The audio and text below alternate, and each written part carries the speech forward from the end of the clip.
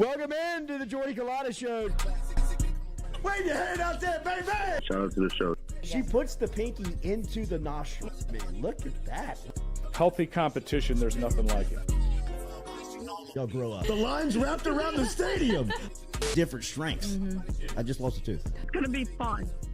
You know, we might have a story. I love what you're doing. Ogeron wants to take us fishing this afternoon. Sharif, you play for the bad boys of the SEC, man. We don't apologize to anybody. A lot of people are saying you're going to be wearing number 7. I don't really know. I want to. He look crazy, Bill. Good feet on the old man. Definitely come back. I love. We'll be right back with the Jordy Culotta Show.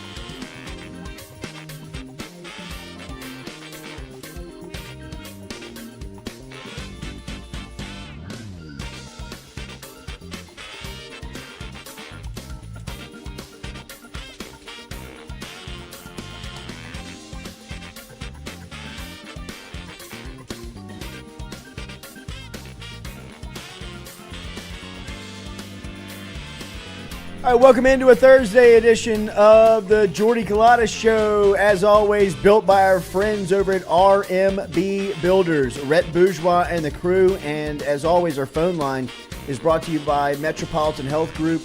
I believe we're going over to Oxford in the second hour today. I'm going to talk to Chris Blair. I will confirm that before 8:15 this morning in our regularly scheduled time here on Thursdays. But Lloyd is here. Stewie is here on this national holiday. What? Shout out to everybody. Oh. Happy 420, Stewie. Stewie, you had to wake up early. Yeah. Stroke of midnight. Cheek to cheek. 420 at 420. Best holiday ever, right? Not if it's every day. Christmas morning for the weed heads out there. Yes. As it is the national pot smokers holiday. Happy 420 to you out there wherever you are celebrating. In Florida? Yes. Florida. Set the alarms off. Florida got the alarms going off at 4:45 this morning. Wake up. We are going to play the Mike Anderson's documentary. I have told little Mike Anderson and Mike Anderson Jr. and Chip Robert, who is kind of head of this project on their side, wrangling these two and putting them in the same room is nearly impossible. And to do that at 8:30 in the morning is impossible. So we're going to get them through here at some point, and we're going to sit down and all watch the documentary together and kind of explain the background of it. But I told you, the audience, that we were going to show this documentary on Thursday, and we're going to do that. So we're going to do that at 8 o'clock this morning. As we explained, I believe earlier this week, that we have documented the story of Mike Anderson Seafood and kind of the life and time of Mike Anderson. And we did that as a project for Mike Anderson Seafood, headed up by Chip Robert and Mike Anderson Jr. And what was happening with Mike Anderson's is a lot of the people that they were hiring, a lot of the people that they were coming across, a lot of the people that were coming through there, they didn't necessarily know who Mike Anderson was and just the story of, the guy, right? I mean, the legend.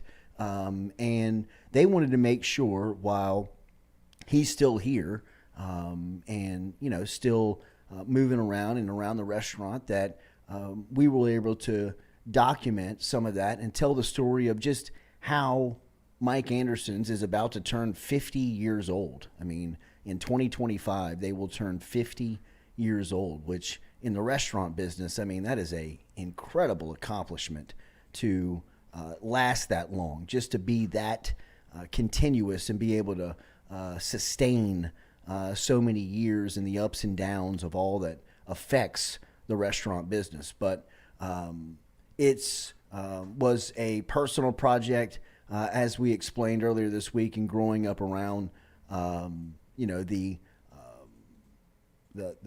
Andersons and kind of being a part of, or at least being a close friend to the family.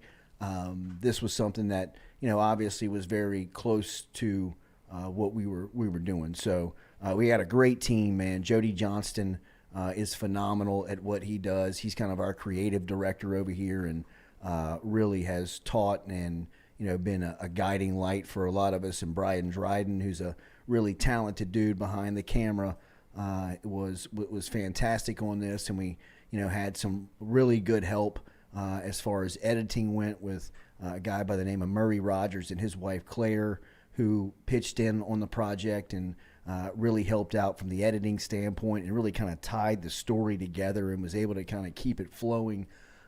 So it was it was fun, man. It really, I think, is going to open up a lot of opportunities for us when people see it, especially when other businesses see it, especially other family-owned businesses that have kind of succession plans where the business is passed on to the younger generation, like Mike Anderson Seafood has, where Mike Jr.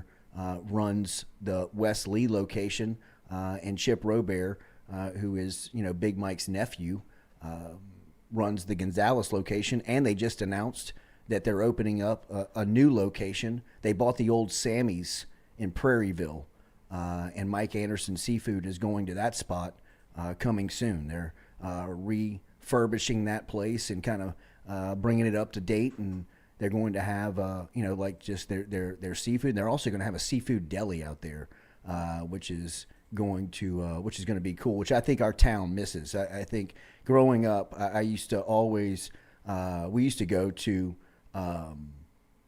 Bananas Seafood, which was next to Drusilla Seafood, which was kind of a seafood market, which, in talking to Chip and those guys, in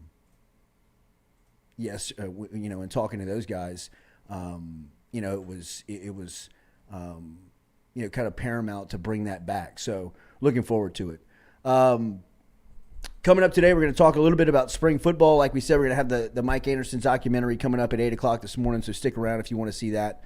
And we're going to preview a little bit of spring football game. Darren Tross asked if Kelly's coming on the show. We are actually confirmed. We are going to Brian Kelly. We're going to go to his office in the next 2 weeks, is what I was told by Michael Bonnet. So we're looking forward to that, to getting up there. And I don't know if we're going to do it live or we'll record it, but we will hopefully have a nice sit down with Coach Kelly, which will be our first here on the Jordy Culotta Show with Coach Brian Kelly. So really looking forward to that conversation and bringing that to you, the listener.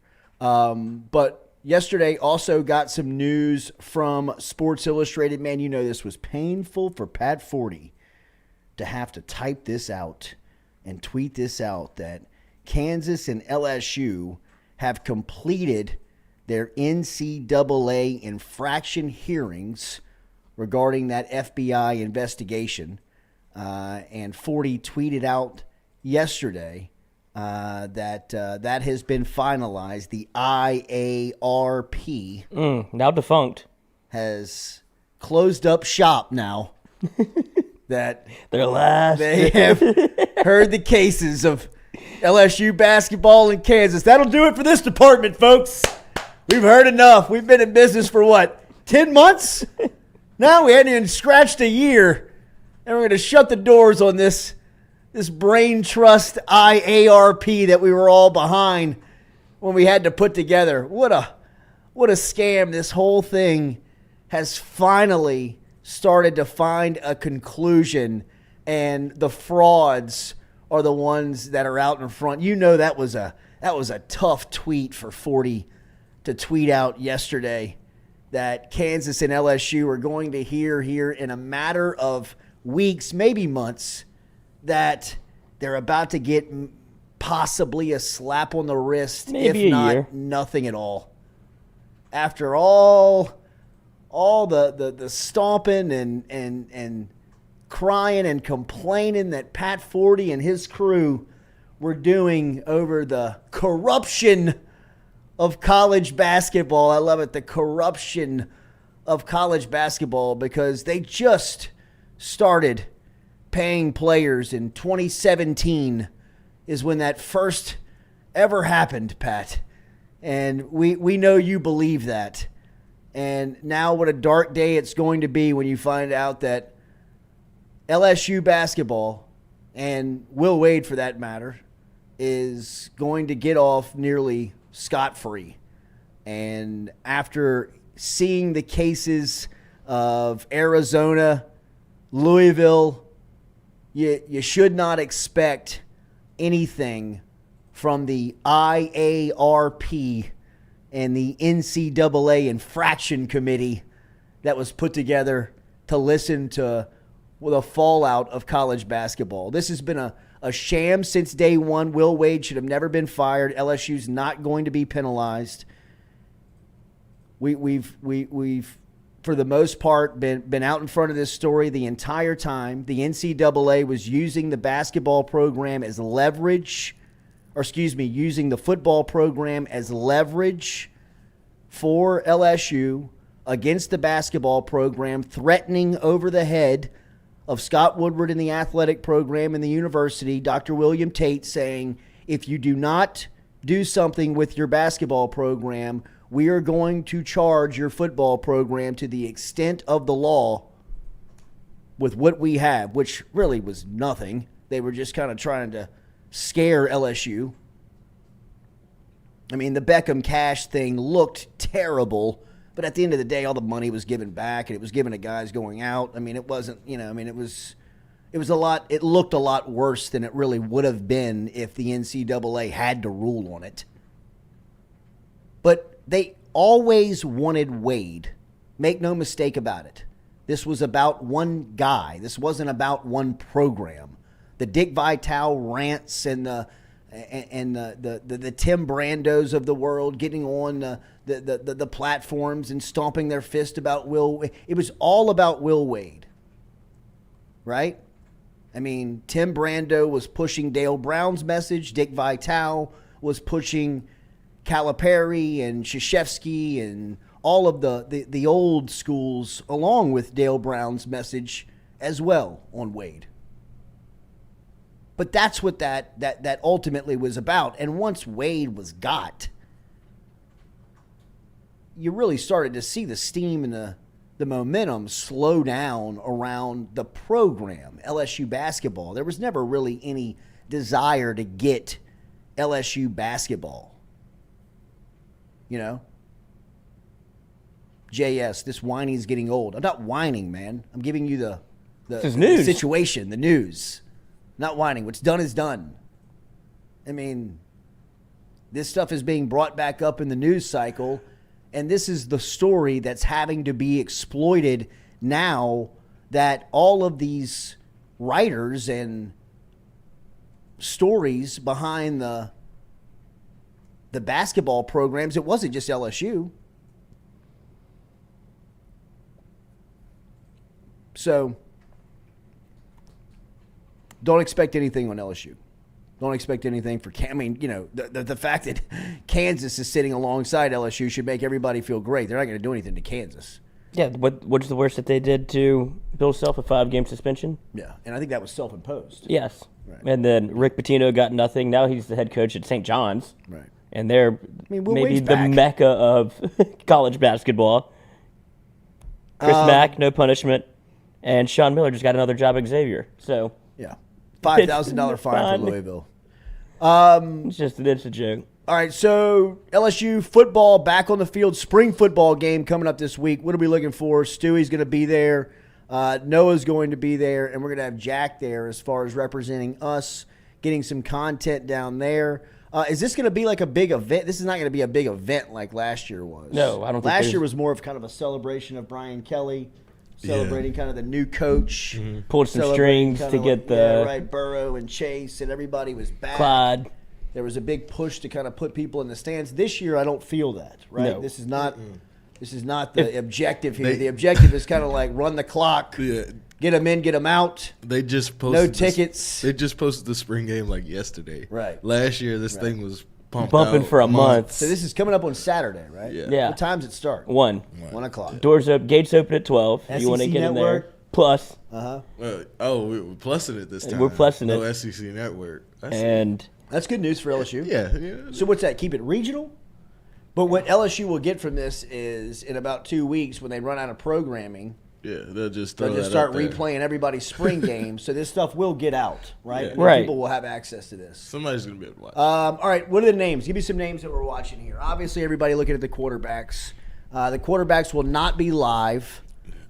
it's going to be a scrimmage, offense versus defense, but it's a very tame scrimmage, and you know it's going to be that tame because the next thing that they pump is you're going to see a lot of special teams. Oh, That's the big selling point this year, special teams. So, I see. and they'll probably do some situational stuff. I think they said they're going to focus on like individuals and then like red zone and stuff like that because they don't have any players. They're outmanned and outgunned against themselves. Everybody's sitting out. You can go through the list of players that won't be Give 'em to there. me. Let's start from the top. Mason Smith is out. Josh Williams is out. John Emery is out. Armani Goodwin's out. Aaron Anderson's out. Makai Wingo's out. Mason Taylor's out. So where does that leave you? That's the entire list that people are out. Yeah, that's just the notables. Okay. But you will have both quarterbacks. All right, so the first person I want to see is Brian Thomas. I would like to see Brian Thomas versus Denver Harris, if that was possible. That's what I'm watching. That's what I'm watching. I Denver mean- Harris, like the DV room. Yeah, the DBs are going to grab my attention, but I want to see. I think Thomas like sneakily could be the number one wide receiver on this team this year. You know, I mean that's kind of like look, and it's not Malik Neighbors. It could be 1 and 1A, right? Like I'm not. It's not discrediting Malik Neighbors. I think Malik Neighbors is a 1. I think LSU's just in this not predicament, but in this situation again where you've got a couple of alphas in the room that could legitimately be number one targets. And Thomas, to me, is a guy that could really take a step forward because you can't double team anyone on the field for LSU again this season. And for whatever reason, I thought that they were a lot faster last year. I mean, seeing some of those times and some of those 40s that they were clocked at Pro Day, not just Kayshawn, but I mean like Jeray Jenkins and I mean, for as productive as those guys were, I mean, it says a lot because, I mean, we've seen a lot faster guys. I mean, I'm not, but just the time, right? I mean, this crew is going to be fast. I mean, just by adding Aaron Anderson to the mix, I mean, you get significantly quicker and faster as a position group. And right? after the offseason workout program where he's already name dropped or number dropped the amount of people that were over 20 miles an hour, what was it, 2 people last year and it's 9 people this year? And I really expect this is the crossroads for Chris Hilton. Chris Hilton is either about to be the 4th wide receiver on this team and find himself in a rotation, or he's going into the transfer portal. Like this is the point in his career when this happens, right? And I am pulling for Chris Hilton. I think Chris Hilton could be a difference maker for LSU. I don't think that LSU has another player like Chris Hilton.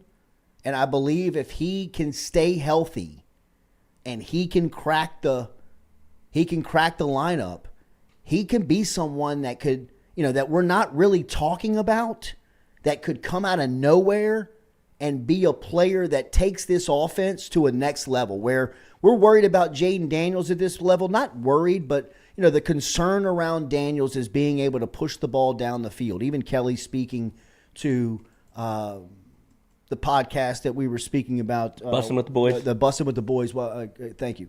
About some of the messages that they sent to the quarterbacks and what they wanted them to individually work on once they were sent away from the building and got them back for spring. And the first thing that Kelly spoke about when speaking of Daniels was being able to throw the ball down the field, recognize man-to-man, see one-on-one situations, a lot of the stuff that we were seeing and talking about last year, right? When Kelly was, that was the only time you would see him lose his cool, was when, Daniels just didn't recognize that, just wouldn't pull the trigger, just let it fly.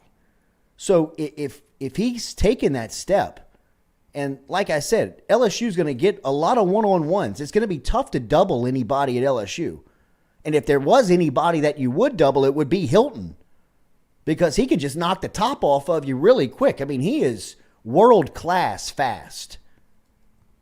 I mean, he caught a bubble screen as a sophomore and took it 80 yards against West Monroe in the state championship game on the last drive of the game to win the state title for Zachary High School. I mean, like, moments you dream about in the high school, like you're in the backyard dreaming about as a kid, comes to life for him as a 10th grader. And I'm telling you, he's running away from everybody at 15.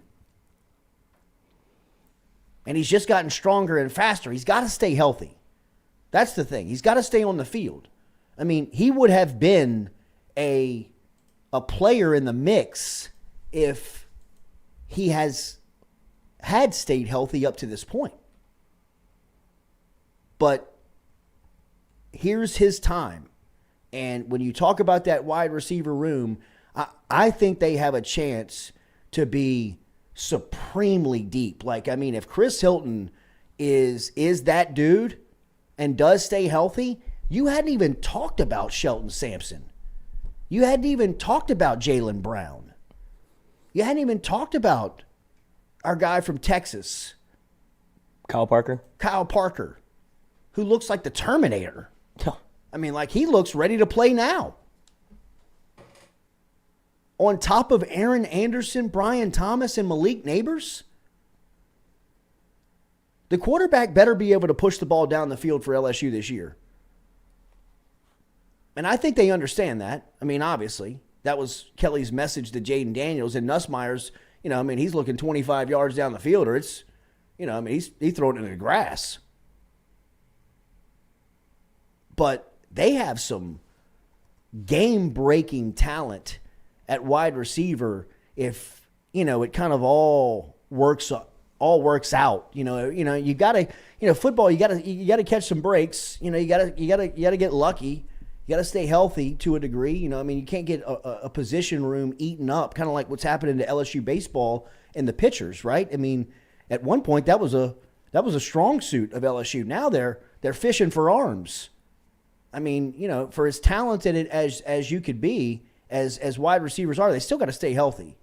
And if they do, it could be a group, man, where like you've got the.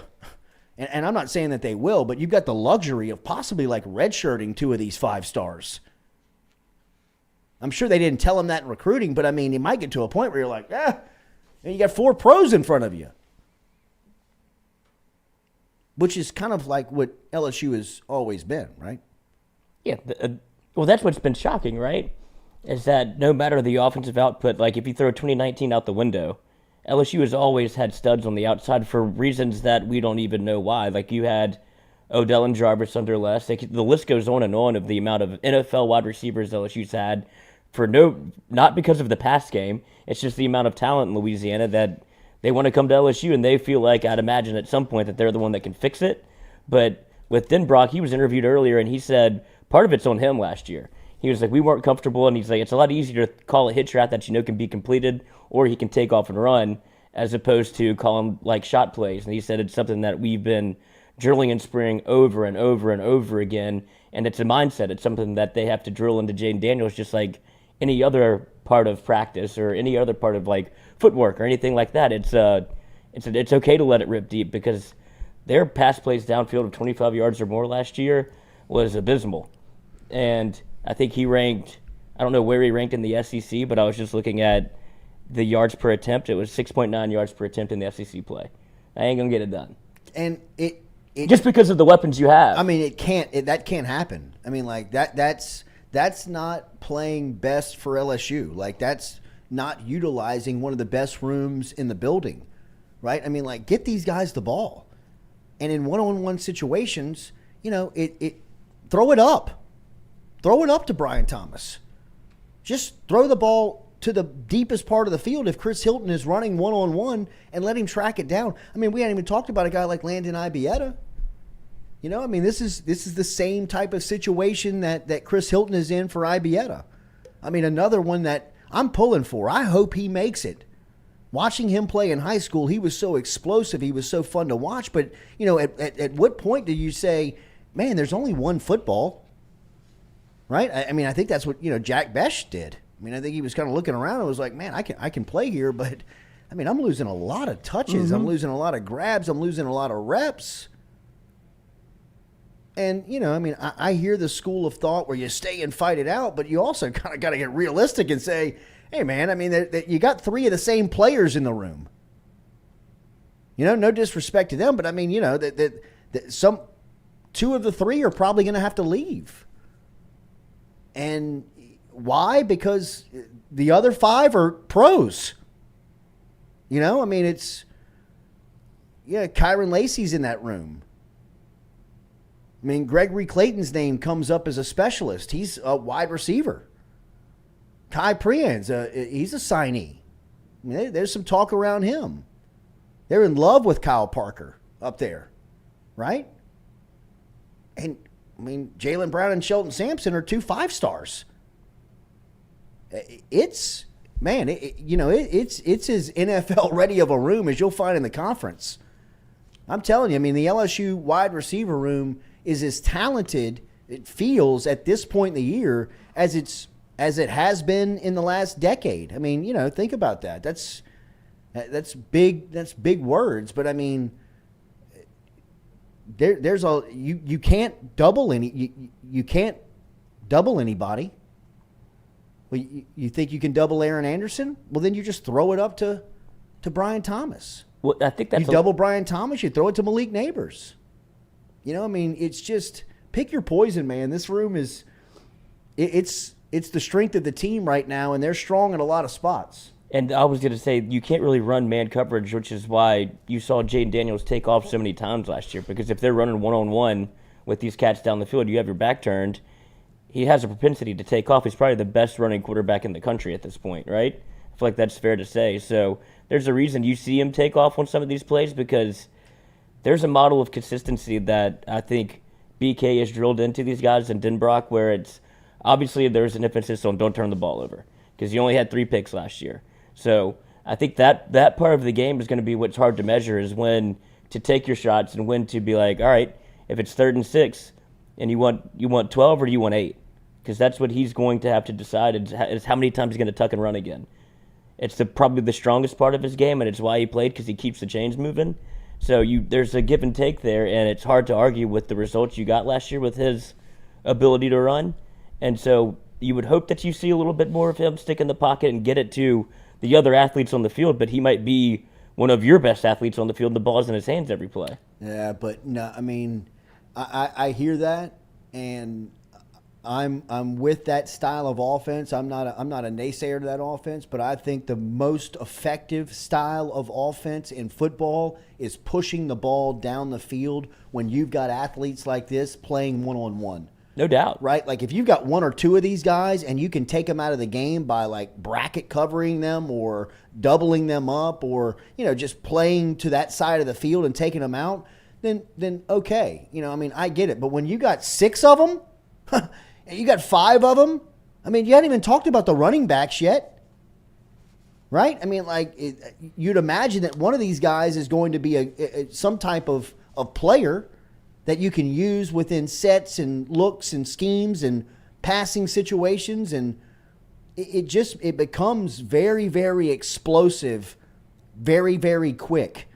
And the quarterback, in my opinion, has to understand that that's the strong point of the team. Right. Like, that's the best way to get LSU the furthest, is let them blow up. Let the wide receiver, let their numbers blow up. I mean, Aaron Anderson should have double-digit touchdowns. Brian Thomas should have double-digit touchdowns. Malik Neighbors should have double-digit touchdowns. I mean, some of these guys that are coming up behind them, whether it's Kyle Parker or Chris Hilton or Landon Ibieta, they should have, some numbers as well. I mean, Terrace Marshall, Justin Jefferson, Jamar Chase, not to that degree, but I mean, where everybody's eating. Thad Moss, right? I mean, like, everybody was getting a piece. Everybody was staying full. And that is what I think LSU has this season in their offense. And you've got an offensive line that you trust. I mean, when you're talking about game breakers being a strong point of your team, that's always a positive thing. But now where the line of scrimmage is a true strength in a place that you have depth and, athletes and players, that's the formula, man. I mean, at least on that side of the ball, right? I mean, where you can start to really, and that should pay off for Daniels kind of going in what we're talking about. I mean, a quarterback gets happy feet when he starts getting hit. When he's got things falling around his feet, when he's got things going on around him. I mean, it's, he just kind of starts to freak out a little bit. And maybe Daniels was happy. That was happening to him last year. I mean, that Florida State game was bad as far as the protection went. I mean, that there were some very early games that could have rattled him and, make him start dancing a little bit, maybe a little early. But once he kind of got it figured out, you saw, whoa, he can make the throws. I mean, like, he can do this. He can make the throws. But now if you keep him clean, if you keep him protected, and he doesn't necessarily have to do that. I mean, a lot of that started because he had to. Now, he started to do it more out of, more where he just was deciding to do it before he was reading it, maybe a little premature. But, for the most part, I mean, that really probably came from a place of, I got to get the hell out of here. Mm-hmm. This season, I mean, if you can keep him protected 3-4 seconds, 2-3-4 seconds, I mean, you've got real opportunity with these guys. There's no way that 4 defensive backs can cover LSU one-on-one down the field. There's no way. There's no way the 4th best defensive back on Alabama, Georgia, for that matter, can run with Chris Hilton. There's no way. or Landon Ibieta. The 4th best cover guy can't. Now, maybe the first guy can, but the first guy's got to guard Brian Thomas or Malik Neighbors. And the second guy's got to guard Aaron Anderson. And the third guy's got to guard either Neighbors or Thomas. And now the 4th guy's kind of saying, who I have? You got the world-class track guy. You got to guard him one-on-one. There's no way. That is what LSU is. That is where the talent lies, but it comes down to 2 factors, right? What kind of game is Dim Brock going to call? Like, scheme-wise, to be able to get the 4th guy open and the ability for Jaden to go through his progressions and get to the 4th guy. Like, they have to marry the two to where Absolutely. You're on the headset going, look, I know this is what's hot. Like, this is your first read, but look at, like, skip 2 and 3 and go to 4. Like, those are things that you just have to practice, and I'll continue to say it. There's ways to win football games that aren't sexy, and I know that LSU fans are stuck on 2019, rightfully so. Sure. It was the best it's ever looked because of all the names that you just listed and the talent that continues to pile up at the wide receiver position. There's a way to get him the ball, but it just takes a guy like Joe Burrow to do it. Mm-hmm. And so if you don't have Joe Burrow, but you have Jaden Daniels who has a different skill set, you're probably going to see them continue to run the RPO and run the ball with the quarterback where he gets 10 to 12 carries a game and he hands it off 15 times a game. And then how many times can you throw it then? He'll probably throw it 20 to 25 times a game. And so of those 25, you take, 8 shots if you're lucky? Like I think he took 17 shot plays of over 25 yards last year. Caleb Williams took 45. Clint Phillips brings up a good point. I mean, we hadn't even talked about Mason Taylor. Or Pimpton. Talked about Pimpton. You haven't even talked about some of these guys. I mean, that are coming in to play tight end that obviously Kelly want to use, right? So, I mean, look, I'm not thinking it's going to be 2019. And I don't think I'll ever see 2019 again. And if I do, awesome, right? Yeah. But I don't expect to. And I'll never sit here and tell you that I expect the LSU offense to produce like that. There are comparisons in the way that they spread the ball around, their effectiveness, the way that they were efficient, the efficiency that they played with on first and second down. They rarely got to third down, but when they did, they always converted. You know what I mean? It was just a very efficient offense. I mean, those types of takeaways, I'm not saying that they're going to have the numbers. They don't have the players. They might. But, I mean, I'm not comparing anybody to Burrow. I'm just saying the 2019 offense showed you so much of what good offensive football looks like. That was the elite of it, and you can't expect to get the elite of it, but some of the things that they mastered, some of the things that they would do well and efficient at, and just getting to the ball and calling the play with 20 seconds left on the play clock. Stuff like that. I mean, things that everybody can do,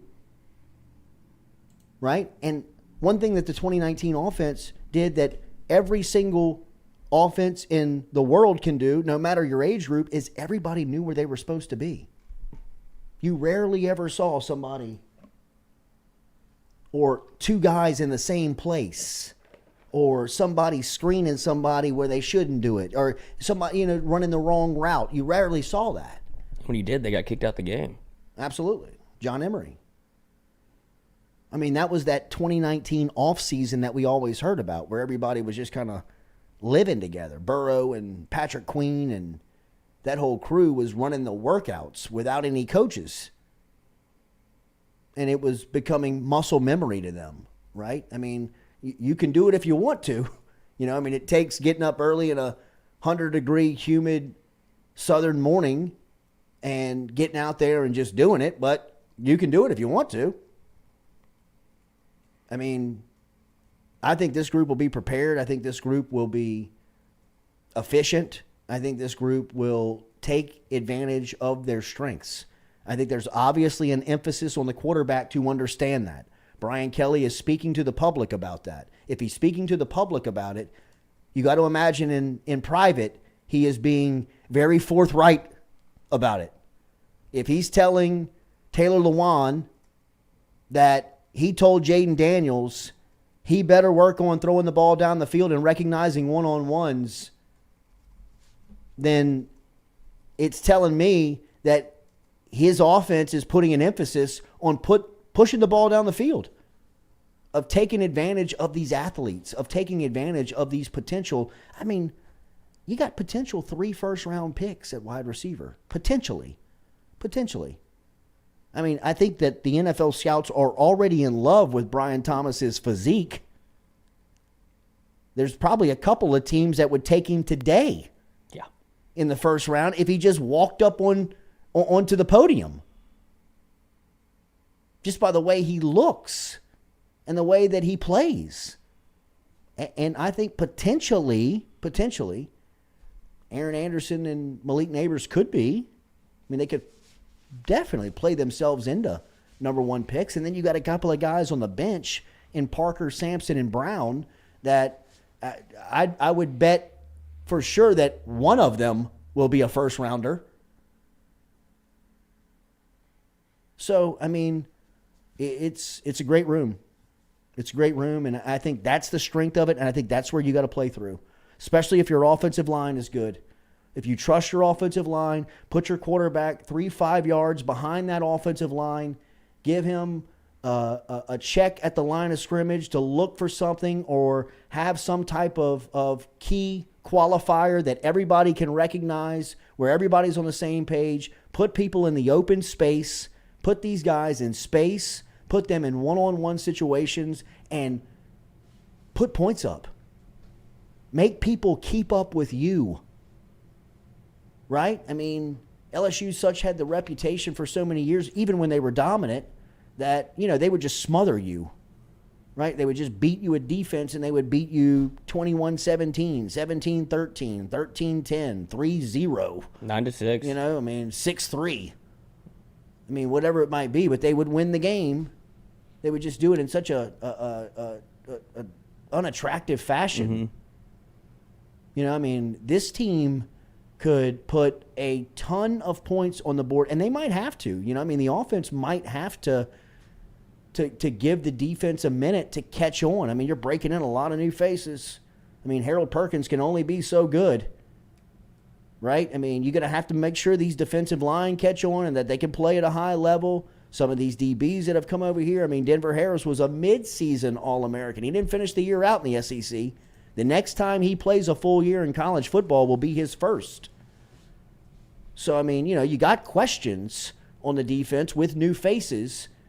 Your offense feels like it's in a much better place with a much more secure lineup and roster put in on the field. I mean, this should be the group. I mean, you know, football's old adage.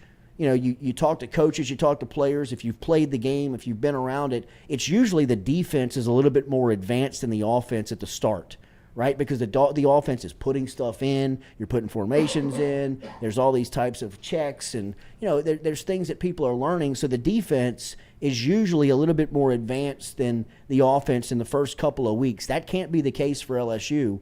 In my opinion, this year. And I don't think that that's too much to ask because a lot of the experience is on that side of the ball at key positions. Center, quarterback, wide receiver, you know, tackles.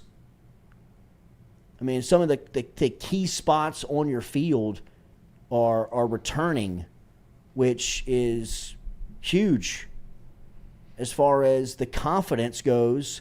It's also been no change on the staff. Everybody's the same. Mike Denbrock's the play caller. Frank Wilson's the running backs coach. Cortez Hankton is the wide receivers coach. You got Brad Davis as the offensive line. I mean, you know, it's the same room. So, I mean, that should give the offense a huge advantage from a preparation standpoint and really, you know, just being confident day one. I think the LSU offense could be great. Only team in the SEC to return their quarterback, offensive and defensive coordinator, and its head coach in the SEC aside from Vanderbilt. And I don't think we're worried about Vandy this year. But I rarely do you get that continuity. I'm Doors, telling you, baby. I feel giddy about LSU's offense. Same. You know what I mean? Like, you rattle off these guys. You rattle off Thomas and Neighbors and Anderson, and I didn't even get to the tight ends. I go to practice. I don't even watch the offense. I watch the defense because the offense is good. Like, They should be. doing that thing. I'm trying to see what this defense is going to look like. I'm wondering if that's why the spring game has been so kind of downplayed, is because of They know they're good. Yeah, either they know they're good or they don't want people. Yeah, they don't want people to. You can see it with Beak. You know, he's like chilling. He's playing golf 3 days a week. Bro, he was sitting home busting with the boys with his legs crossed. That's a sign of a. That's a sign. I'm comfortable here. And that's not a money comfortable. No. That's my football team is good. Yeah, he's comfortable. I was talking to two football I'm talking to two football dudes. Like, I'm telling y'all are going to be talking about us a lot in the fall. Y'all are going to want to come back. You know, like, I mean, I believe that LSU knows they're good. I don't think that they would tell you. I think you can sense it. But I believe they know.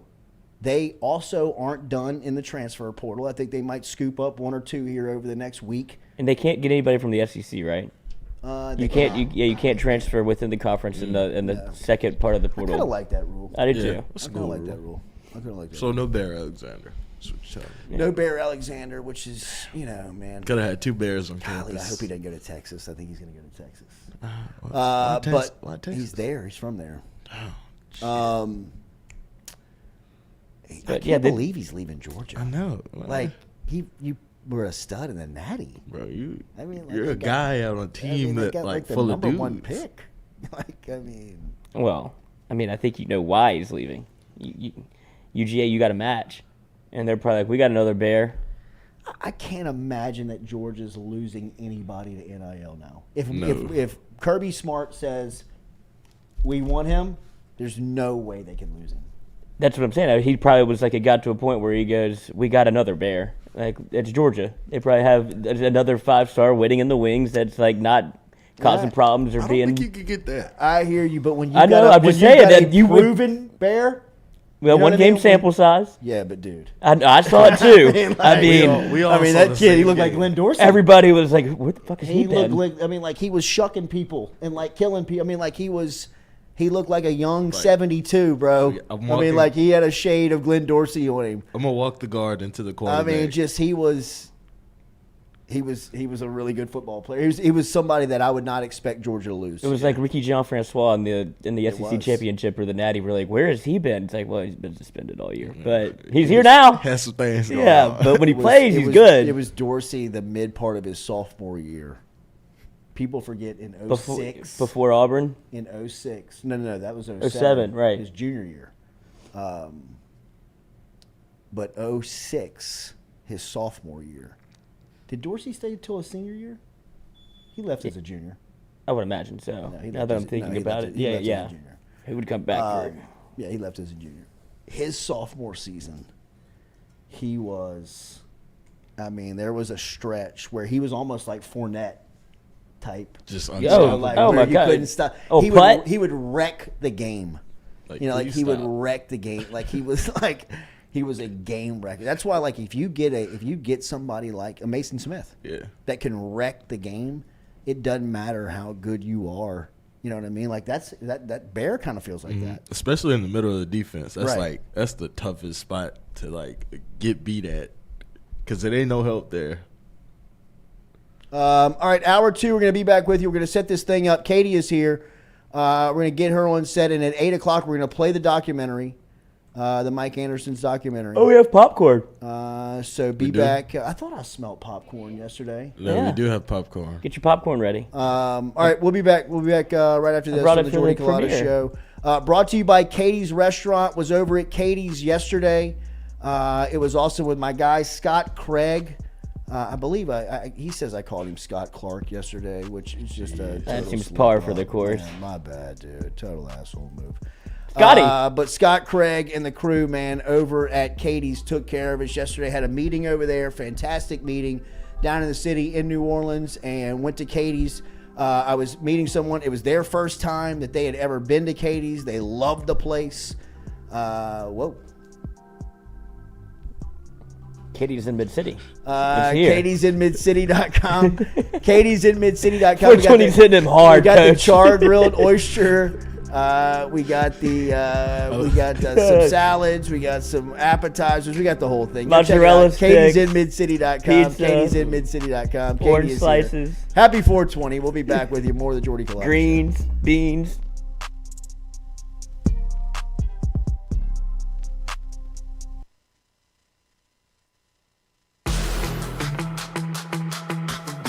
Donaldsonville Glass and Body, the trusted name in frame, body, and automotive paint repair since 1977. They have served their customers for over 45 years. You can find them online at dgbauto.com or stop in and see them Railroad Avenue and Division Street out in Donaldsonville, Louisiana. Look, they can help you with your insurance claims. They can make the repair process as stress-free as possible. I'm speaking from experience here. I've got numerous windshields, body repair, all done by Kenny and the crew over at Donaldsonville Glass and Body. They are, without question, the most well-equipped shop in the area. Stop in and see them today.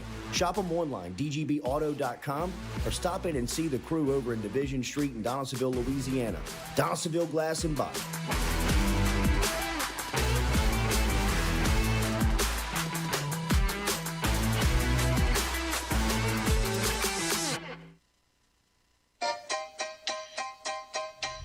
Hey fellas, it's Jordy Culotta for my friends over at Men's Total Health. Guys, do you suffer from fatigue, decreased libido, erectile dysfunction, weight gain or loss of muscle mass, signs of depression, anxiety, hair loss, mental fog, general loss of interest? Then you might be suffering from low testosterone. Go see my friend Mike Roach and his great team over at Men's Total Health, over in Metairie at menstotalhealth.net online. And stop in and see how they can change your life today. A simple shot and some knowledge from Mike Roach can get you back up, moving with your energy, get your sex drive back, build your muscle mass, make you feel young again. All online, menstotalhealth.net.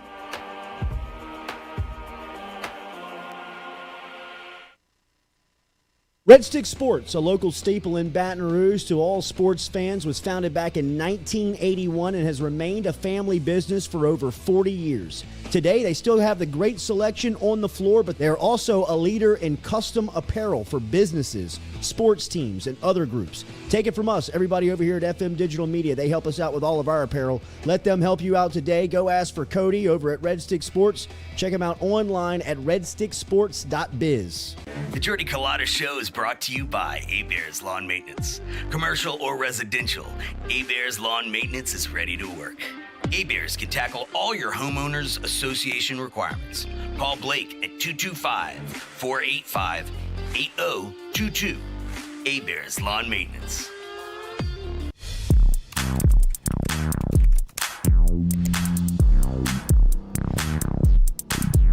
Get Gordon and get it done. Get Gordon and get it done. Corrects done. Personal injury done. Workers' comp done. Truck wrecks done. Get Gordon and get it done. Get Gordon and get it done. In 1975, Mike Anderson left the gridiron for the grill, opening a po' boy shop near LSU. If you're from Louisiana, odds are you've tasted a dish, experienced the tradition of Mike Anderson's seafood. 48 years later, the tradition of Mike Anderson's lives on with the next generation. I'm very thankful. He's never allowed okay to be okay. It's a driving force for me to just want to keep it as good as he made it. Mike Anderson's Seafood and WAFB, celebrating the community.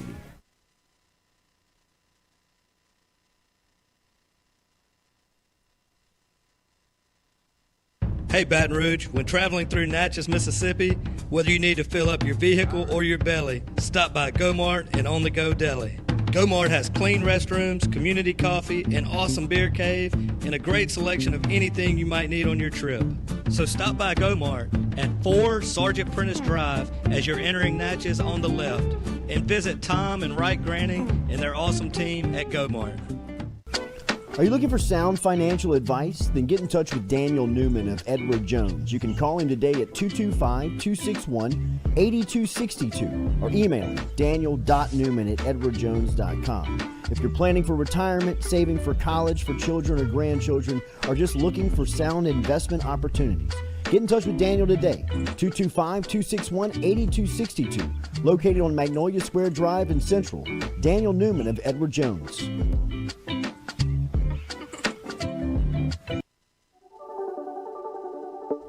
Don't let the name fool you. Men's Total Health has offerings for the ladies, too. Guys, is your wife or partner suffering from urinary incontinence, low sexual desire, or pain during sex? Then the O-Shot might be for her. Don't let it scare you. It's totally natural. It's PRP. And Mike Roach and the crew at Men's Total Health will make you as comfortable as you can be. Contact me for more information, Katie at jordyculotta.com, and I'm happy to tell you everything that Men's Total Health has to offer for the ladies.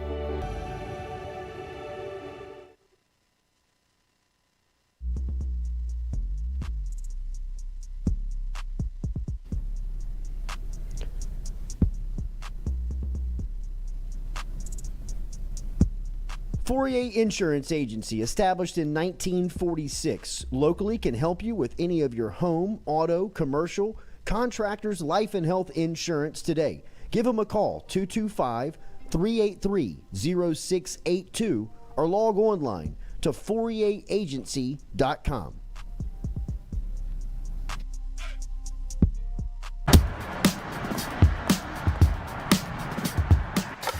Hey, she's on her way up.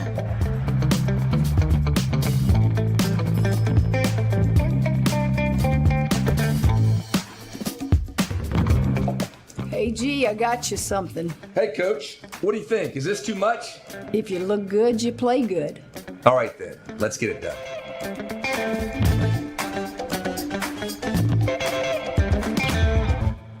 Do you you need your roof checked or just ready to get a new roof? Premier South Roofing and Sheet Metal has helped over 10,000 customers with their roofs over the last 2 decades. Premier South employs over 300 team members in South Louisiana. They're accredited by the Better Business Bureau. They've been named in the top 100 roofers in the nation for a number of years. And Premier South has former insurance adjusters in-house whose job it is to help get all the insurance money you deserve. So go to PremierSouthLA.com for Premier South Roofing and Sheet Metal and get your free inspection. Premier South Roofing.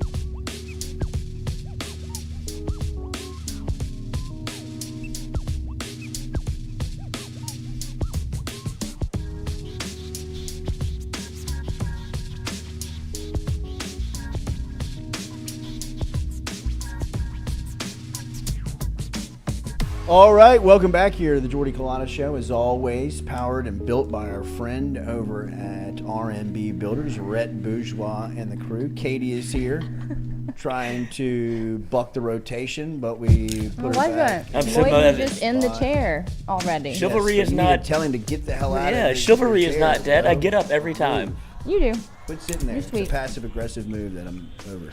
I'm not being passive Don't be aggressive. subservient to polite. the alpha male. That's what I'm doing. Happy 420 to you, Katie. Yeah, thanks. I didn't even realize it. Oh yeah, Which is sad. Until I walked in here and Which is everybody's sad. like, not only to me, What's but to a up? lot of people around town. It's very sad. Yeah, it is very sad. "What's up? You want some snacks?" I was like, "Oh." You want popcorn for the movie? It's Christmas We morning. have popcorn. Speaking of Christmas, That's what I told. Yeah, so I told my mom. I don't it even know felt it was like 420. Christmas over at Mike that Anderson's mean? house earlier this week as we dropped off a finished product of the Mike Anderson's documentary that me and the crew have been working on for the last couple of months. And don't let me take any credit for it. All I did was make the deal happen. Then I got out of the way, and the That's creative a pretty people, big deal, Jordy. It was cool, but the creative people did what I'm about to show you. They are the ones that came through and made this thing look like a masterpiece. Right, but this was your idea. And it was, like we said, something that was very personal to me, being that we grew up around the Andersons and saw Big Mike, really just as this almost like gladiator when he would come around. I mean, like, he was someone that you just feared to God when he would walk around, just because of the the presence that he would put off. So to see and to be able to do this at this point for him and the family means a lot to our company and a lot to me personally. So without further ado, here is FM Digital Media's presentation of the Mike Anderson's documentary, put together by Jody Johnston, Brian Dryden, and I.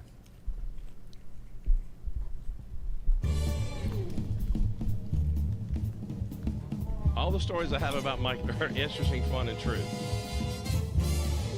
And here comes this man that is 300 plus pounds, and it was one of the most intimidating days of my life.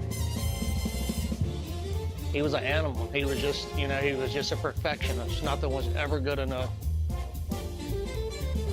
It had to be the best crab meat that there was out there. It had to be the freshest shrimp that there was out there.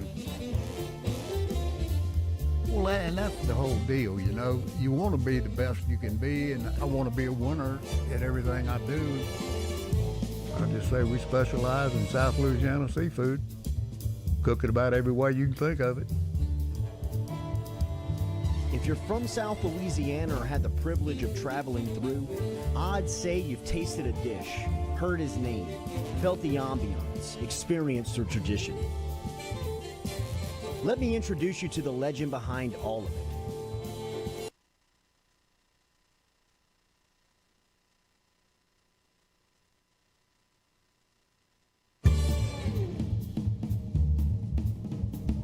All the stories I have about Mike are interesting, fun, and true. And here comes this man that is 300 plus. Here comes this man that is 300.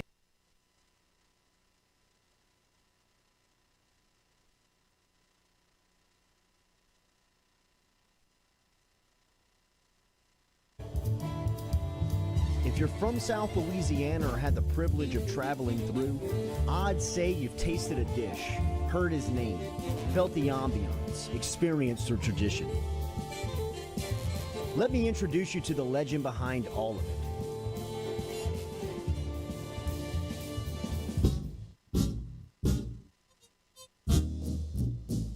You remember the name of the street that you grew up on? Orchid. You remember the address? 4959. And they say I got dementia.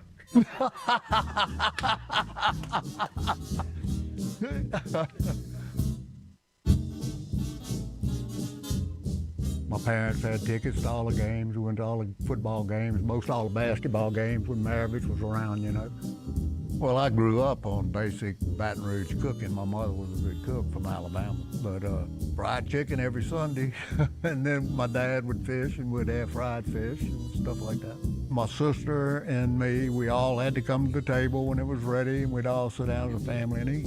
We never went out to eat. The only place we'd usually go when we go out to eat would be Piccadilly. And that was it. And my mother and my father would do the cooking.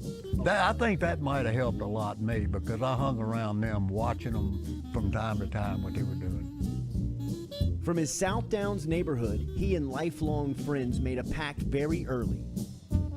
It was three of us, and we lived all by each other.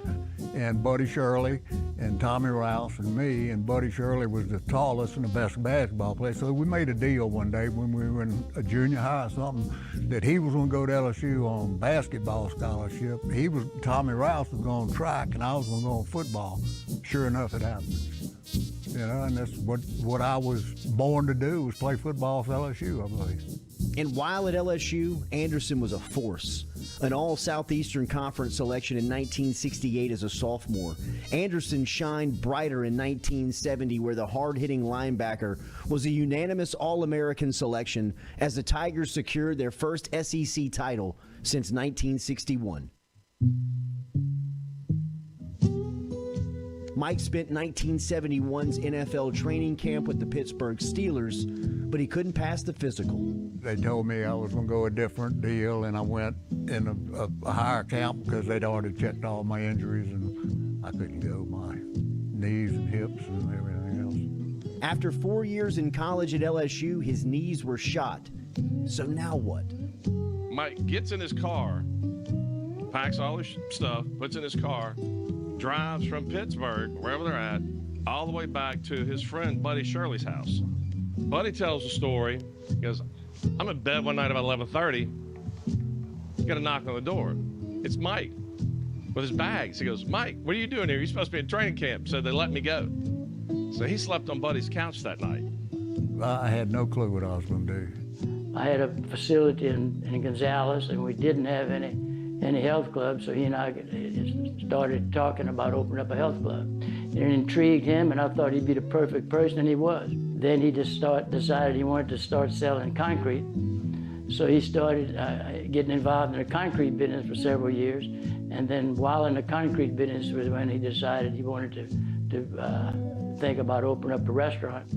I was going to open up a seafood market selling raw seafood, but I changed my mind and started selling sandwiches, and then it went up a money. He rented a little store right off LSU campus.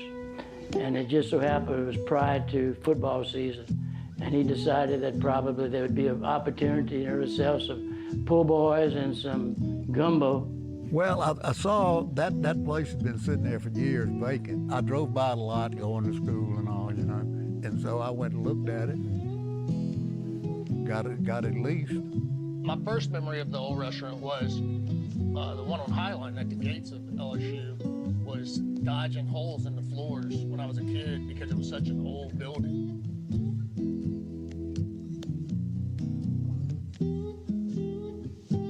It leaked through the coolers, the walk-in coolers, and that's brutal on it.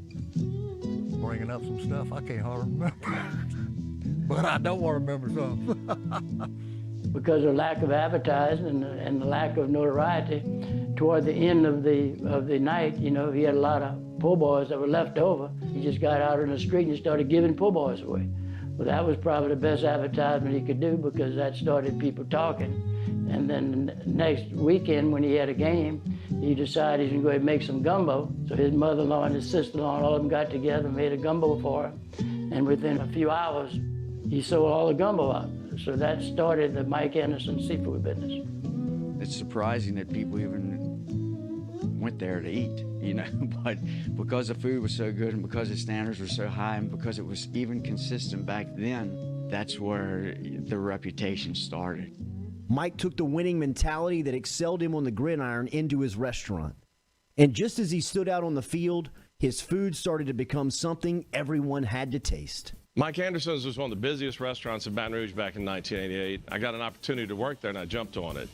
2-hour waits and 3-hour waits, and people were waiting. It was busy. We made a lot of money, had a lot of fun. Everybody in Baton Rouge knew it. Everybody from out of town knew it. I was always a back-of-the-house person. I never went in the front of the dining room. I stayed in there and making sure all the food's right. He was an animal. He was just, you know, he was just a perfectionist. Nothing was ever good enough. Oh, I expected top-notch service. Mike would not let you pour a draft until a waitress was ready to take it.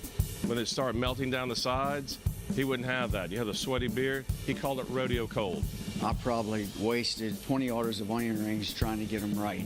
If it wasn't absolutely perfect for the customer, he would just throw everything away. There'd been a bunch of times back in the old days when I'd throw a lot of stuff. We call 86, I'd destroy it before we'd let it go out.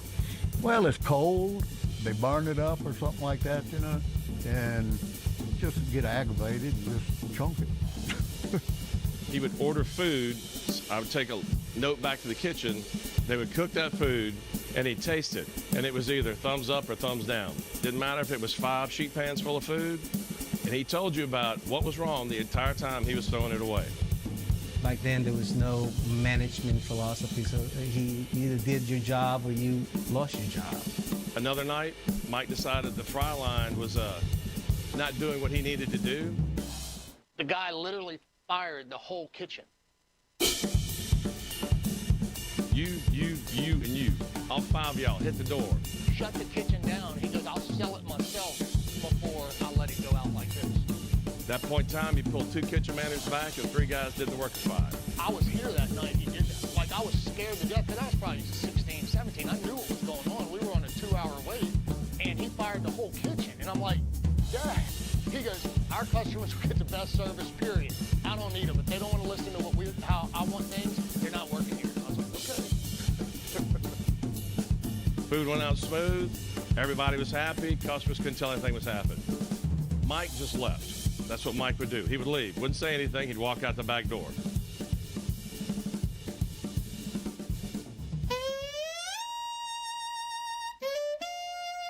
And I learned quickly that to earn his respect, you had to be better than anybody else. And when he realized that you gave 110%, you were on his side. And he cut you a lot of slack because of that. He was brutal. He was a tough man to work for.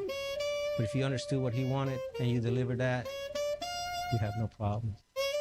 In the restaurant business, if you're not working together as a team, nothing's going to work. And he figured that out. So as to why he's got people still working for us that have worked with us since the beginning, he's built a team. And I think that's why we've been able to sustain all the ups and downs, because he's taught us teamwork, teamwork, teamwork. After years and years of working there, you just kind of fall in love with the business, and you end up, this is where I am, I guess, 25, 30 years later.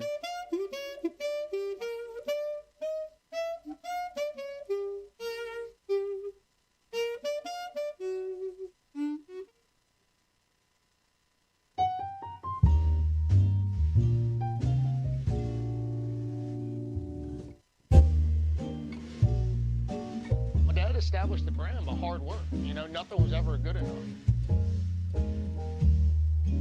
He used to always tell me that, you know, it doesn't matter how much money you make, what you do is the customers leave with a great experience of service and food.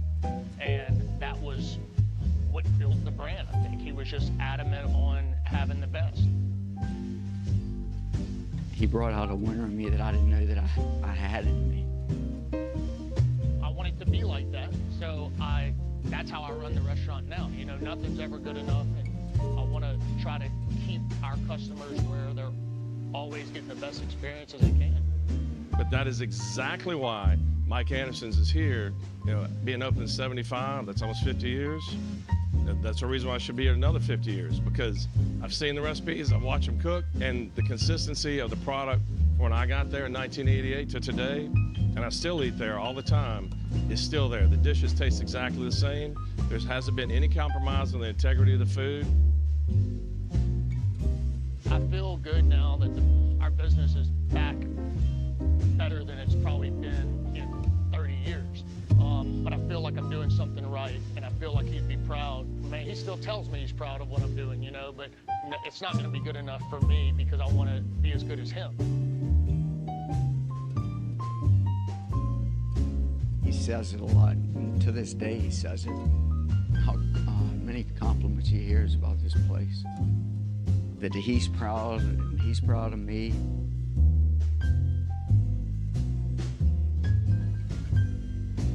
And I think that that's the ultimate.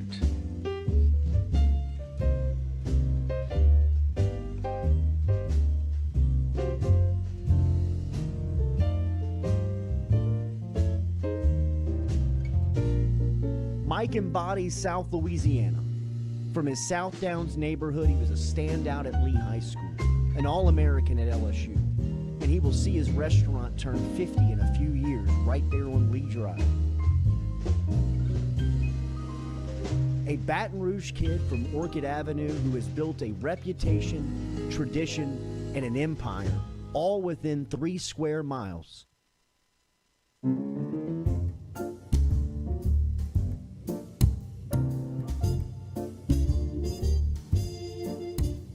Growing up, I realized that the restaurant was a force and just such an awesome thing in the community because people would be like, oh, you're Mike Anderson's son, and you know, we eat there all the time and we love it. You know, it's a family staple, and as I've seen it, our customers come and go.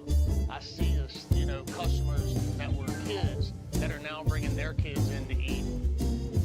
Our customers are like family. You know, our managers sit down with them and have dinner with them. The community is so around this restaurant. It's just awesome. How many times do you eat dishes from the restaurant throughout the week? Six times, like that. You get something different every time? Oh yeah, because I want to eat it good, that it's good, but I want to check it too at the same time. What do you do if something doesn't meet your standards? Well, I tell them what it tastes like, and I send it back to them.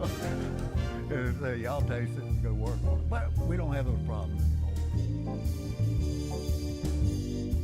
Here is a salute to the man, the All-American, the restaurateur, the friend, the dad. To another 50. To Mike.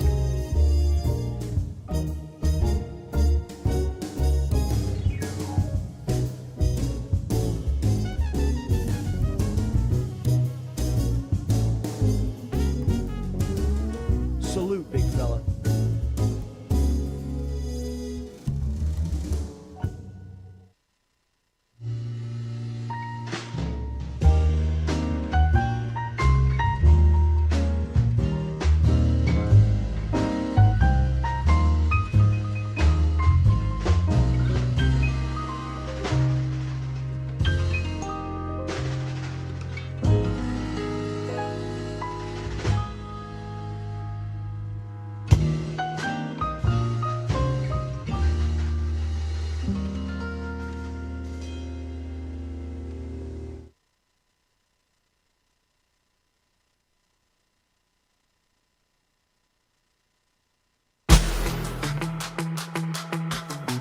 Donaldsonville Glass and Body, the trusted name in frame, body, and automotive paint repair since 1977. They have served their customers for over 45 years. You can find them online at dgbauto.com or stop in and see them Railroad Avenue and Division Street out in Donaldsonville, Louisiana. Look, they can help you with your insurance claims. They can make the repair process as stress-free as possible. I'm speaking from experience here. I've got numerous windshields, body repair, all done by Kenny and the crew over at Donaldsonville Glass and Body. They are, without question, the most well-equipped shop in the area. Stop in and see them today. Shop them online, dgbauto.com, or stop in and see the crew over in Division Street in Donaldsonville, Louisiana. Donaldsonville Glass and Body.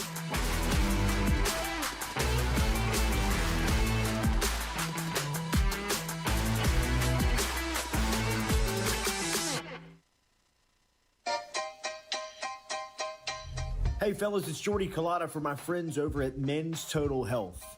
Guys, do you suffer from fatigue, decreased libido, erectile dysfunction, weight gain or loss of muscle mass, signs of depression, anxiety, hair loss, mental fog, general loss of interest? Then you might be suffering from low testosterone. Go see my friend Mike Roach and his great team over at Men's Total Health over in Metairie at menstotalhealth.net online. And stop in and see how they can change your life today. A simple shot and some knowledge from Mike Roach can get you back up, moving with your energy, get your sex drive back, build your muscle mass, make you feel young again. All online, menstotalhealth.net.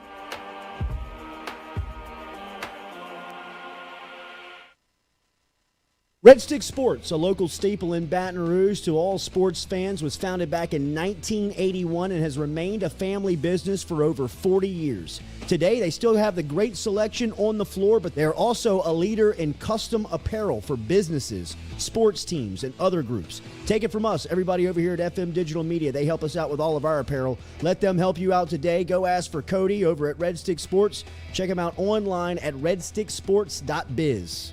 The Jordy Culotta Show is brought to you by Hebert's Lawn Maintenance. Commercial or residential, Hebert's Lawn Maintenance is ready to work. Hebert's can tackle all your homeowners association requirements. Call Blake at 225-485-8022. Hebert's Lawn Maintenance.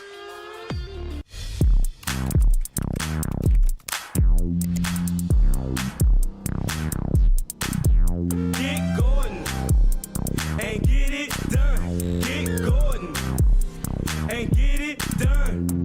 Corrects done. Personal injury done. Workers' comp done. Truck wrecks done. Get Gordon and get it done. Get Gordon and get it done. In 1975, Mike Anderson left the gridiron for the grill, opening a po' boy shop near LSU. If you're from Louisiana, odds are you've tasted a dish, experienced the tradition of Mike Anderson's seafood. 48 years later, the tradition of Mike Anderson's lives on with the next generation. I'm very thankful. He's never allowed okay to be okay. It's a driving force for me to just want to keep it as good as he made it. Mike Anderson's Seafood and WAFB, celebrating the community.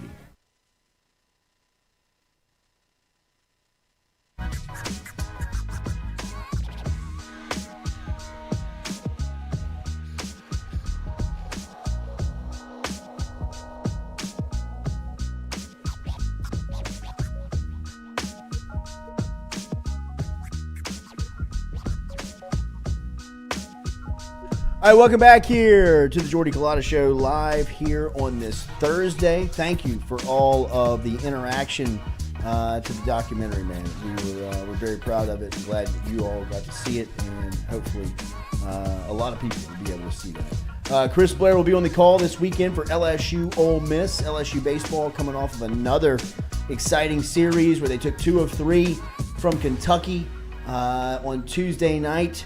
UL played their World Series here in Baton Rouge. Got the Tigers in game 1. They'll have their ring ceremony on Tuesday night. LSU will be in Oxford this weekend, looking to stay number 1 in the country. Chris Blair is here. The spring football game is happening this weekend, so a lot to catch up with with the voice. Good morning. How are you? I'm good. Yeah, it was a big win for the Cajuns. Right. Apparently, That's I didn't realize how big a win it was until Wednesday morning. That's right. Yeah. Did you just go Raging Cajuns, or did you go Louisiana? No, I love Louisiana Lafayette because I do this every. When I was at Georgia Southern, they were comrades in the Sun Belt Conference, and I would do some of the ESPN TV when we would play. And I would usually get a handful of emails, sometimes via Twitter, would be, we're the University of Louisiana. And I would immediately Google University of Louisiana, and the first thing that came up was University of Louisiana at Lafayette. And then I'd open their website, and on their website, the logo says University of Louisiana at Lafayette. You gotta get on that. And so I just would reply and say, as soon as you guys get the name changed, I'm all in. But Tuesday morning, before we got ready, I went back and I looked at their website, and I'm like, nope, they're still the University of Louisiana Lafayette. What'd your inbox look like Wednesday morning? There were a couple. We have a great affiliate over there in that area, and apparently some people were listening because it was funny. Buzzy Heidel did the game with me, and he literally said to me before the game, he goes, "Hey man, what do you call them? What are you gonna do here? ULL? Do you call them the Cajuns?" I said, "I call them the University of Louisiana at Lafayette." I said, "Now that's a mouthful, and I know they really don't like being called ULL, so I'll probably say Louisiana Lafayette, and I'll say Cajuns occasionally." He goes, "Okay." And about that time, Bill Franquez comes over the PA and goes, "Ladies and gentlemen, welcome to Alex Box Stadium, where tonight your Fighting Tigers take on the University of Louisiana at Lafayette." Buzzy's like, "All right, I'm sold. I'm going with what Bill said." Right. Yeah. So. The pro. Man, if Bill's driving the ship, we'll go down. Yeah. I was with Bill. Oh, captain by captain. I told y'all a couple of weeks ago. That's why I say Alec Box. That's what Bill said. That's right. So what Bill says is what I say. So. Especially on baseball terms, man. What Bill says is the Bible. Yeah. All right. Last weekend, look, we said it going in. Jay Johnson, Kentucky had their attention. Kentucky yielded their attention. That was a heck of a series. Yeah, I'll be honest with you. I mean, that's a different style, obviously, than South Carolina. I mean, South Carolina's kind of got the big bopper lineup. They use the long ball, especially in their small park at home. But Kentucky and South Carolina look very good. I mean, they look like teams that certainly have the potential to make a run, not only in Hoover, based on the way they play, but certainly into the regionals and beyond. And, it's a different style. Some people don't like it at all. Yeah. Some people, old school, love that type of baseball where it's, get them on, get them over, get them in any way possible. I think LSU in game one kind of showed you where the weakness for Kentucky is, and that is, you get down in a big hole to a big offensive team, and there's no coming back. I mean, you're not coming down. You're 14-1. That game was over in the third. Yeah. But to the Wildcats' credit, they kind of back into their rotation, so they went with bullpen guys exclusively in game one to save their better arms, and they were able to keep the games tight and applied pressure anytime they got a man on. And Jay said it: the key to this series is not letting the leadoff man on. Did a good job on Thursday, not so much on Friday and Saturday, and that's why it was quite the battle. But I think you look back at this Kentucky series. Hopefully, knock on wood, LSU does what we want them to do this year. I think you look back at this series and go, that at the time it wasn't a must-win series, but it was one you desperately did not want to lose because it was the fifth straight weekend against the top 12 team. And the fact that they were able to win all but the one South Carolina didn't want to play says a lot. So I thought it was a huge series win. I want to get your thoughts on Bear Jones weekend before. Tell me what you thought about Coleman on Tuesday night. What would you take away from that? That's I must admit, leaving the ballpark Tuesday night, again, not liking the results of the game. To me, that was the story. Was last Monday I was at the box and he for the first time threw to live batters. I think they had him on maybe 25 pitches. And they had all the radar guns and all this stuff and lasers watching everything. And people's eyes were popping out of their heads because he was busting the mitt across the plate at like 94 and 95 consistently. So then Jay said, hey, look, there's another couple of things he's got to pass, but he might indeed pitch a little bit against Louisiana Lafayette. And so to see, that morning that he was going to get the start, I thought was huge. Threw 16 pitches, struck out 2 batters. Looked good doing it. And, Buzzy's point was it wasn't he was just up there like, let me test my arm, see how I feel. he was actually manipulating pitches. He was locating pitches. Yeah. He was keeping hitters off balance, and I thought he looked great. Again, it's just 16 pitches. Yeah. Obviously, we'll see how they ramp that up, and hopefully they can, because I think he's a major piece. I mean, I look at this lineup without Gavin Dew, guys, with all the great players, Dylan Cruz, Tommy White. I think they're missing something without Gavin in there, and that's just one guy. But I think that's the impact Javen Coleman can have on this pitching staff should he be healthy and be back to what we know he can do.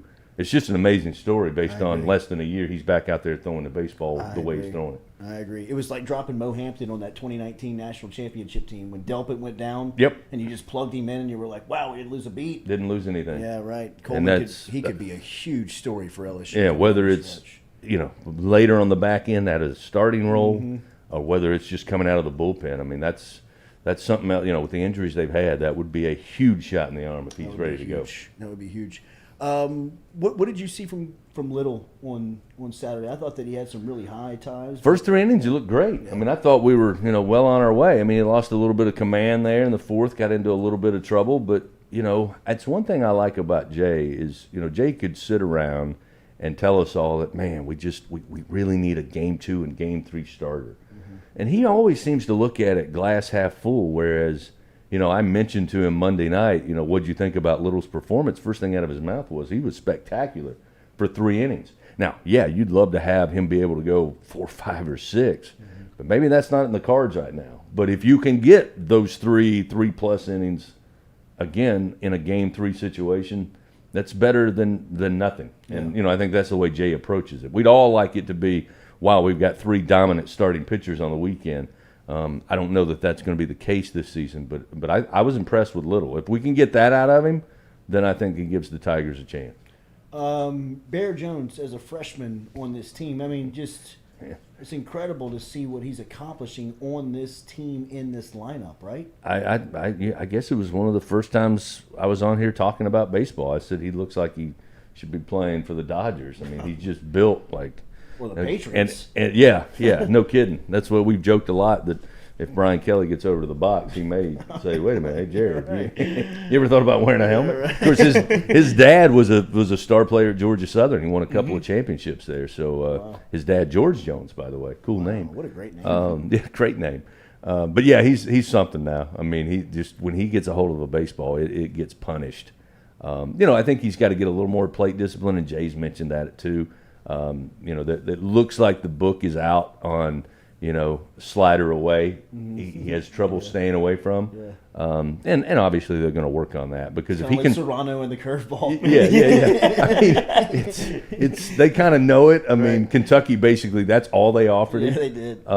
But I think he gets, as he gets more mature, more at bats, he's basically going to be one of those guys that you're either going to walk him, or you're going to give him a pitch that he's going to put 420 feet out of you. And, when he gets that discipline down, he's going to be even more difficult to pitch against as he is now, because he already strikes fear in the heart of pitchers when they look down the barrel of Jared Jones. What do you make of the way that the games are being officiated and governed now? I saw Florida's pitcher was ejected and now suspended for 4 games, and even kind of going to the Angel Reese stuff. I mean, the way that people react to competition now. You see competition every day of your life. It's funny because I don't like to think of myself as the old school guy. I have never had an issue with an athlete celebrating a great play by themselves, celebrating a great play with their team. I've also never been a big fan of, openly taunting the other team. And not because I think it's not fair, or not because I think it hurts their feelings.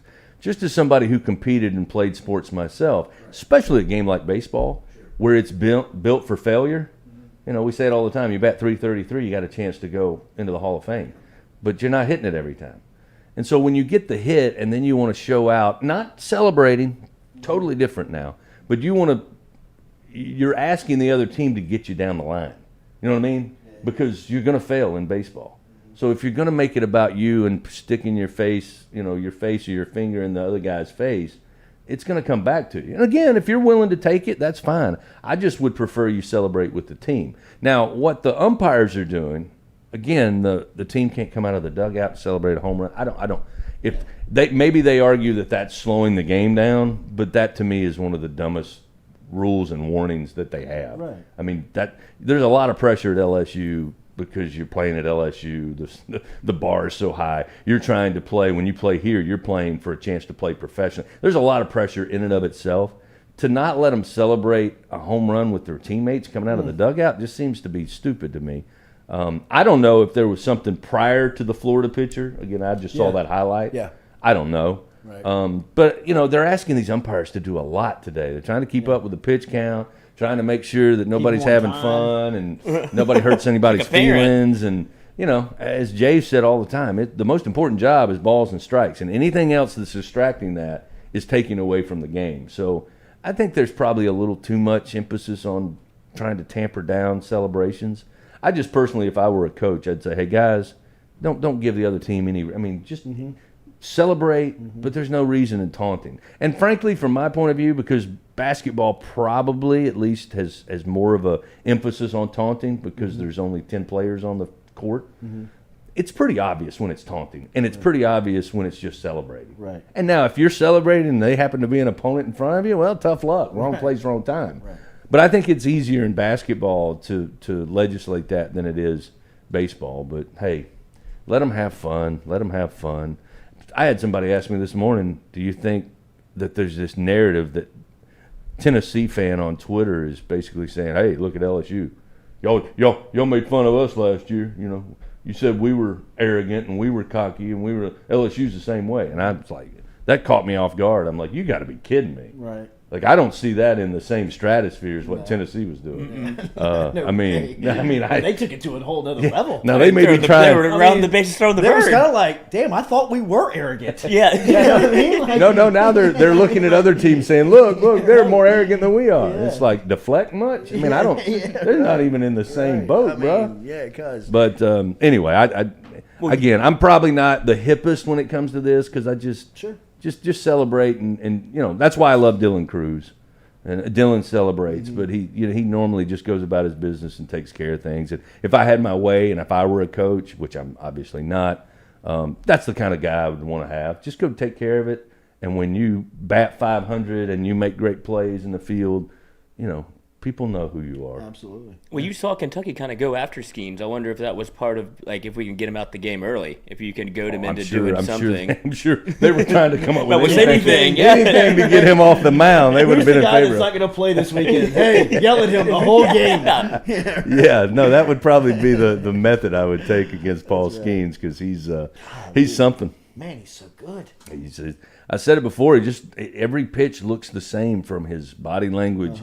And the effort. I mean, he's either throwing 102, 83, 88, 92. I mean, he can change speeds, but yet his arm slot, and really, you can tell when guys are max efforting. There's a different look to him. And he just looks the same. I mean, you just have to guess: is this a spinner, or is this one coming in at 102? He's that great jump shooter that'll just sit there and just hit you all day. Yeah, and we were laughing Thursday night. The TV guys, again, we have a monitor in our booth for replays, and they just kept adding up. Like, oh, wait a minute, he's only had one pitch of 101, and only one pitch of 102. He's got a bunch of 98s, and of course Jay joked with me that Chris Burke during their in-game interview was like, hey, is Skeens off tonight? I mean, he's only throwing like average 99, and that's where we get spoiled a little bit because let's hit a 103. Where's that 103 at? Yeah, right. But he's still something, man. Double-digit strikeouts basically, and he did have his unless best stuff. South Carolina shuts the game down, he's had double-digit strikeouts every time. No doubt. Yeah, he's good. Anything we take away from the spring game this weekend? Well, I think you want to see. I say this every year. I think you go in. Again, if you've got some early incoming guys, or obviously if you've got new transfers, which LSU has a handful, you're just wanting to get an eye test, see what they look like. You want to see returning guys, your quarterback, namely. Yep. What does he look like compared to at the end of last year? I don't know that you can glean a whole lot. And again, the numbers this year, just due to multiple factors, there's not going to be the team we will see for fall camp. It's not going to be out there Saturday. But it's a fun event. Everybody loves football. Everybody wants to get as much as they can. So it's a great event, but I think it'll be more drill oriented. But again, you can still kind of get the eye test on, do they look quicker? Do they look stronger? Do they, are they hitting harder? Yeah. I mean, I think that's what you get from a spring game. Charles Hannegriff had a great line about, somebody reminded us about it yesterday. I forgot who said it. Who was in here who said the Hannegriff line that football coaches... Jacques. Yeah, Jacques. You said that Hannegriff dropped on the air one time. Football coaches are more paranoid than drug dealers. I mean, this spring game is going to be like one-on-ones. It'll be pregame. Yeah. You know what I mean, like that. Hey, Chris, I said this in hour one, and you may or may. I mean, you don't have to put it on the record, but I think they know they're good. Oh yeah. Yeah. I mean, like, I they think know they're real good. Like, I think that's pretty evident. Yeah. And it's kind of like when spring football started, and you asked me if I go out there, and I said not a lot. I'll go to a couple of things. Again, similar reasons to going to a spring game. I just want to see what a guy looks like. Sure. But yeah, it was pretty evident to me. I think they do believe. Yeah. I mean, not overconfident. I just think they they have the potential to be really, really good. I'm with you. And yeah, you're right. It wasn't 5-8 years ago that if you told a coach, "Hey, we're going to televise your spring game," they would have thrown you out of the building. I mean, no way. Les Miles put number 38 on all of his punters. Yeah. In the game. Yeah. I mean, like, think what he did during the spring game. But now money and network contracts have kind of loosened that up a little bit. But $100 million, man. But you're right. Most coaches have no interest in having anything spring football, being out there for teams to make. I remember Appalachian State. Remember when they beat Michigan in the Big House? That's right. There was a rumor in Boone, North Carolina, that Michigan had sent spies down to Boone for spring football leading up to the first game, which was, we all know, were months and months later. So that's how paranoia can run wild. It's unreal. I just don't think Michigan sent some people to Boone, North Carolina. even our good friend John Brady, still to this day, he still has that head coach blood in him, where sometimes that paranoia takes over. You're like, dude, you've been out of it for more than a decade. It's not. I'll tell this story, John. The aliens are not out. John may deny it. First time we went to the Pavilion a couple of years ago when they opened up the new place at Ole Miss. It's a student center for those who haven't been there. It's adjoined to the student center. Right. So you have the arena, you have the seats, and then at the top there's this big open food court. I mean, they got like 8 different restaurants. Well, that's where students come. So we go into practice, right, and they start working out, and John and I are sitting courtside, and all of a sudden John goes, "Hey, who's up there?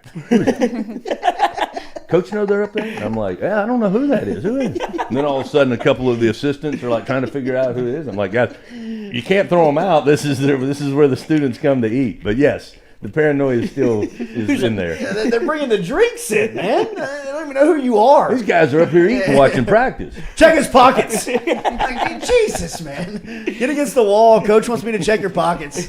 Don't give him any napkins. He's got a pen. All right, man. Have a great trip to Oxford. I know it's probably not where you want to spend your weekend, but hopefully the Tigers can take the 3 here. Yeah, I think it's an important series. I mean, again, I hate to say it, and Jay would not like me saying this, but again, first 5 weekends, top 12 teams. On paper, they get easy. I won't say that. Sure. On paper, they look like not as difficult. But, Jay reminded me Monday, Ole Miss, their record weren't quite as bad in the conference as it is now, but they were left for dead midway through the season. Got won the series in Baton Rouge and then rolled on to a national championship. Right. I don't know that that's in the cards this year. But, when LSU comes to Oxford in any sport, it's like the Stones are in town. So Swayze Field will be rocking. And as Paul Skeen said, maybe there won't be a lot of beer thrown. That's all he said. Not on Friday. I love that. Not on Friday anyway. That's right. So, but yeah, it's one that you got to go win. And frankly, guys, when you look at the SEC right now and you look at the standings, you look at what Vandy's been able to accomplish, and they're going to have some tougher series coming up. Yep. I won't say they've had the toughest series to start, but I think Bill Franquez told me Tuesday night, if the SEC tournament started tomorrow, we're 6th. The 6th seed. Which is, again, we've played a much more difficult schedule than anybody. But we got to pick up some wins. Yeah, so you got to start sweeping. Yeah, the sweeps need to happen, and it's never easy, but yeah, it'd be nice if we could do it up in the hamlet of Oxford this weekend. Yeah. Pack the broom for the square. Why don't you, boys? There we go. Let's do it. Right. Have a great call. We'll see you next week. All right, guys. Chris Blair on the call. We'll be back and close it out here on the Jordy Culotta Show. Chicken on a stick.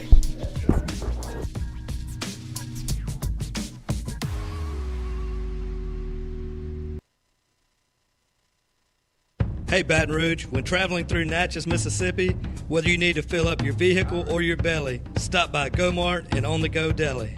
Go-Mart has clean restrooms, community coffee, an awesome beer cave, and a great selection of anything you might need on your trip.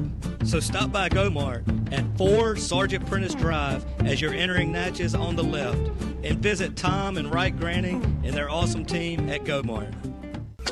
Are you looking for sound financial advice? Then get in touch with Daniel Newman of Edward Jones. You can call him today at 225-261-8262 or email him daniel.newman@edwardjones.com. If you're planning for retirement, saving for college for children or grandchildren, or just looking for sound investment opportunities, get in touch with Daniel today, 225-261-8262, located on Magnolia Square Drive in Central.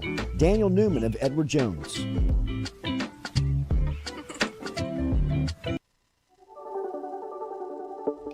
Don't let the name fool you. Men's Total Health has offerings for the ladies, too. Guys, is your wife or partner suffering from urinary incontinence, low sexual desire, or pain during sex? Then the O shot might be for her. Don't let it scare you. It's totally natural. It's PRP. And Mike Roach and the crew at Men's Total Health will make you as comfortable as you can be. Contact me for more information, Katie at JordyCulottaShow.com, and I'm happy to tell you everything that Men's Total Health has to offer for the ladies.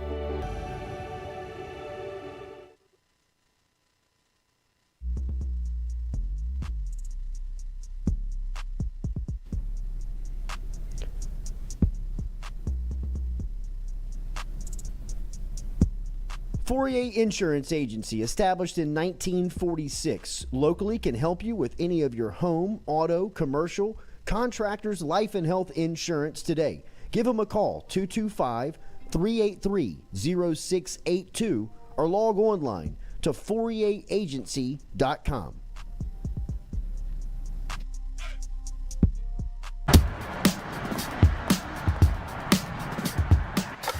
Hey, she's on her way up.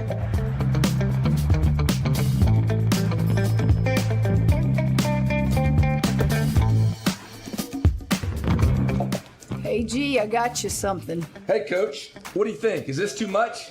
If you look good, you play good. All right, then. Let's get it done.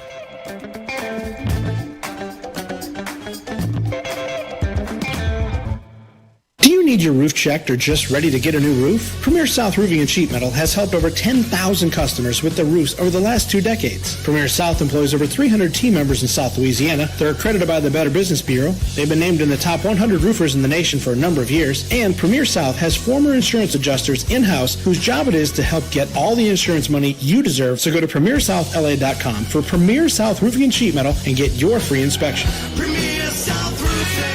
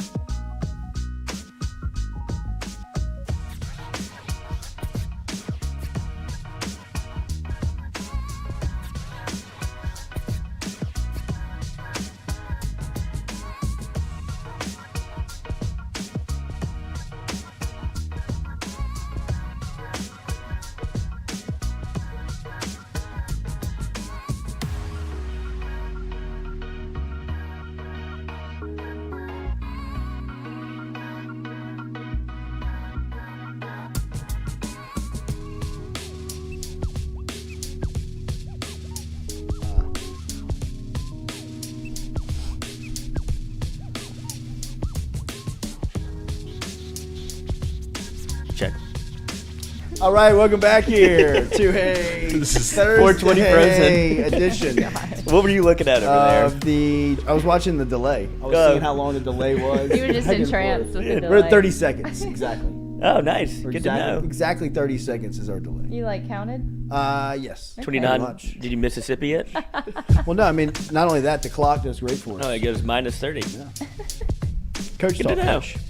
Good to know. Great stuff from Chris Blair, the voice, every Thursday here. A couple of legends just walked in.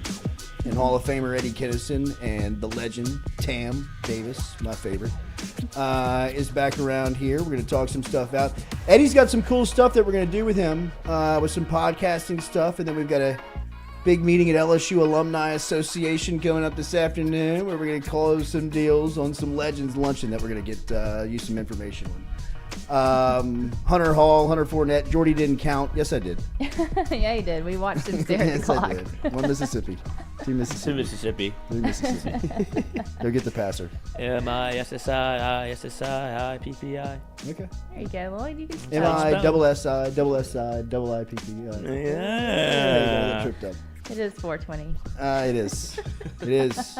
Appreciate Chris Blair. All right, everybody have a great celebration today.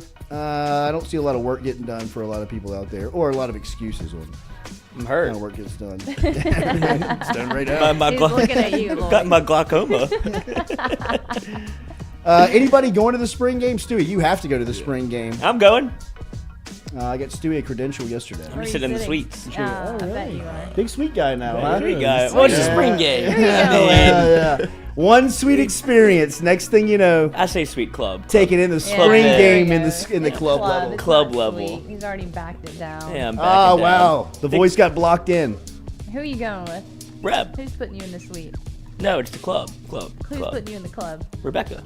Jay Johnson's wife. I think she's going to be in Ole Miss. Oh, okay. Yeah, you think, huh? Good terms over there. I might be going to Ole Watch Miss. yourself now. Yeah. I mean, like, Don't for poke- God's don't sake. poke the bear. Access is access, but I mean, Yeah. you know, you can quickly get us banned. Yeah, that's true. It could go, Oh, it could be that coming from one to another. Yeah, I'm telling you, I've known. Look, I know the ways. Don't man. tweet that. the kettle black. Yeah, right. I've done the band thing before. It's not fun. I'm just trying to watch some baseball.